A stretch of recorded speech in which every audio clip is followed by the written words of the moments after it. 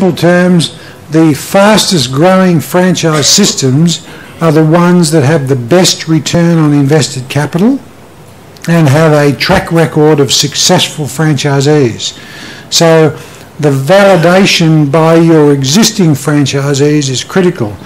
And we often over-promote franchising, but the reality is in America, over half the franchise systems have less than 50 franchisees in their networks, and by definition are not making any money from franchising. And the reason is, while you'll always find 10 or 20 or even 50 people who will buy your franchise, soon the word will get out if your franchise opportunity is not making any money. So the focus that you've got to have when you start to think about recruiting more franchisees is to absolutely ensure that your existing franchisees are providing a return, are getting a return on invested capital and are making money. And a term I use to describe this is validation. The other point that I'll make is about your branding and presentation. Are you proud that your business looks the best it can look?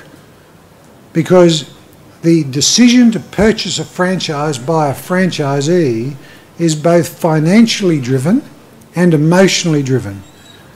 Are those franchisees comfortable to be in this business with this brand? And looking at the way your business is presented and the way your stock is presented or the way your service is presented in your logo and what the quality of your website, all of this will create an emotional response in a franchisee that helps the decision from a financial point of view. So when we start to look at recruiting franchise, the first strategy to look at is who is your ideal candidate? Now, if your answer is, well, somebody who's got the money, you're only half right. And I'm sure you've heard many people talk about the breath test. That is, if they're breathing and can fog a mirror, then they qualify as a franchisee. They become what I describe as the franchisee from hell. If you're going to recruit a franchisee, understand this is not a sale. A sale is a good or a commodity changing hands, and it's almost buyer beware. Once this hand has purchased, sold the glasses to this hand, then no more responsibility. When you grant a franchise, and I use that term advisedly, when you grant a franchise, you grant to somebody the right to use your name and represent you in the marketplace. So what's your ideal candidate? What's his background? If it's a B2B business, no point having a shrinking violet or somebody that doesn't like speaking to people. He needs to have a sales background. He needs to be outgoing. It's no point in having somebody who's got limited language skills if you've got a very diverse customer base.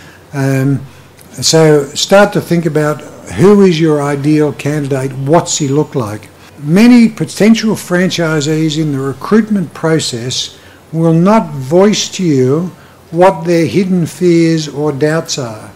So you need to be very open and listen to your potential franchisees in order to understand exactly what they're looking for and perhaps the questions that they haven't asked. And also, what is their timing? Are they prepared to get into business now, before January, before June of next year, or before December of next year? That will help you make some decisions with them as to what sort of opportunities that you might have available for them. So your selection process has got to address these issues. They're prepared to work hard, and you'll be looking to select franchisees who are prepared to work hard. Also, they should be using advisors. If they're not using advisors, if they don't get financial or legal advice, you might think, well, that's good because I will be able to talk them into buying my franchise. But how long is your typical franchise here? Anybody?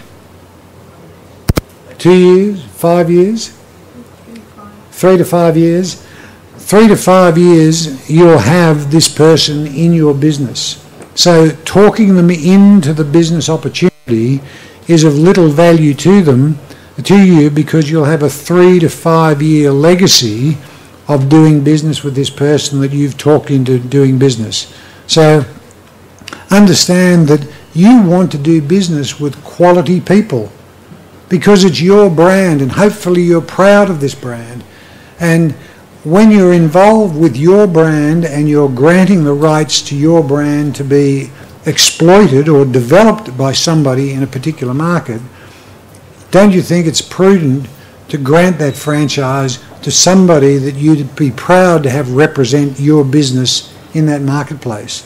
One of the biggest complaints from good franchisees is that the franchise company is not doing enough to protect the brand or ensure that that franchisee down the road has got the right level of stock and has kept his store up to date and has got all of his light fittings working.